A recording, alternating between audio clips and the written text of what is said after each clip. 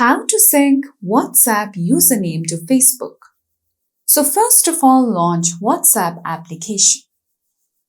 From here, tap on the three dots icon. From here, go to Settings. Now once you come here, tap on Account. Now under your account, tap on Username option. Now once you come to this page, in order to sync your Facebook username, at the bottom you can see two of the options. That is your Facebook account username, or you can also use your Instagram username. So in order to sync Facebook username, tap on this option with Facebook icon. Now, one thing you have to note down is that in order to sync WhatsApp username to Facebook, you would have to use the same number in your Facebook account as well.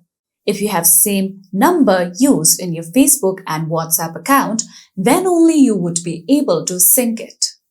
So that's all for today's video, and at last, don't forget to subscribe to our YouTube channel.